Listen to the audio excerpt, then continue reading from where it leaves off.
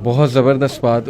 میں وسیم بھائی کچھ کوٹس آپ کے سامنے رکھتا ہوں کیونکہ آج کا ٹاپک بھی امید ہے. بیسیکلی یہ کوٹ ہے جی کہ اگر آپ سوچ رہے ہیں کہ ہر چیز آپ کے ہاتھوں سے نکل رہی ہے اور حالات آپ کے موافق نہیں ہیں تو ایک دفعہ اس درخت کے بارے میں ضرور سوچنا جو ایک ایک کر کے اپنے تمام پتے کھو دیتا ہے لیکن پھر بھی کھڑا رہتا ہے اس امید پر کہ بہار کے دن ضرور آئے. سبحان اللہ سبحان اللہ. ہاؤ پاورفل اے کوٹ دس از وسیم بھائی کہ نو میٹر. دیکھیں نا اللہ نے یہ درخت کا جو کوٹ ہے نا, اللہ سبحانہ تعالیٰ نے کلمہ طیبہ پڑھنے والا یعنی جو لا الہ الا اللہ پڑھ لیتا ہے, سمجھ جاتا ہے, اللہ کا تعارف اسے ہو جاتا ہے, اللہ نے اس کی مثال دی ہے ایک درخت کی سی. سورہ ابراہیم میں آیت نمبر میرے خیال 24-26 ہے.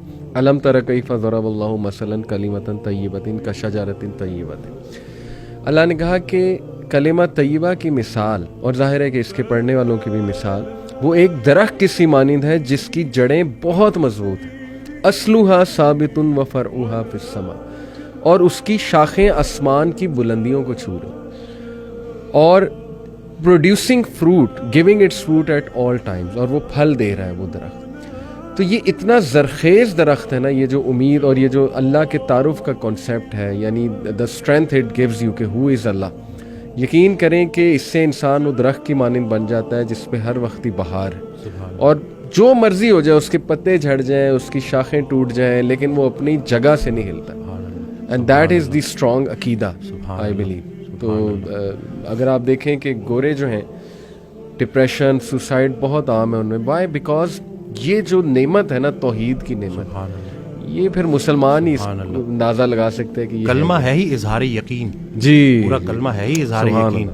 اور ایک سورج سے کسی نے پوچھا کہ تمہارا دین کیا ہے, تو کہتا ہے کہ روشنی دینا اور اپنے دائرے میں رہنا. صحیح. تو وہ انسان جس کو اللہ نے سب سے خوبصورت بنایا ہے, آج کل کا انسان, نہ وہ روشنی دیتا ہے, نہ اس سے کسی کو نفع ہوتا ہے, اور اپنے دائرے سے کو بھی بار بار کراس کرتا ہے. لیکن یہ سب کرنے کے باوجود بھی جو سب سے بڑی رعایت اللہ نے ہمارے ساتھ کر دی ہے, ایک ہمیں رسول اللہ صلی اللہ علیہ وسلم کا امتی بنا دی ہے, رعایت, بہترین رعایت, اور دوسرا توبہ کا دروازہ کھلا کہ یہ جب تک یہ آپ کو ایسی آپشن دے دی ہے نا کہ 70 سال کا گناہ اگر آپ نے ایک دفعہ پکا کلمہ پڑھ لیا تو وہ 70 سال کا گناہ اللہ اس ایک کلمے کی برکت سے ختم کر دے گا. تو یعنی کہ اتنی امید ہے.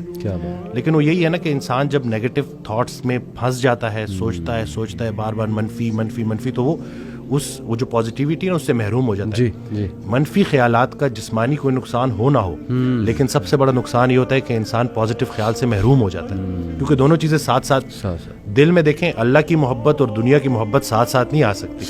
رسول اللہ صلی اللہ علیہ وسلم سے صحابہ نے پوچھا کہ دین سے کیسی محبت کریں, تو انہوں نے جواب دیا ویسے ہی جیسے دنیا دار دنیا سے محبت کرتا ہے, ذرا سا اس کا دنیا کا لاس ہو, دیکھو کیسے اس کی چیخیں نکلتی ہیں. بلکہ وہ حضرت ایک آڈیو میں کہہ رہے تھے کہ اپنے آپ کو اتنا اللہ کے ساتھ جوڑ دو کہ شیطان تمہیں نماز کے لیے اٹھائے.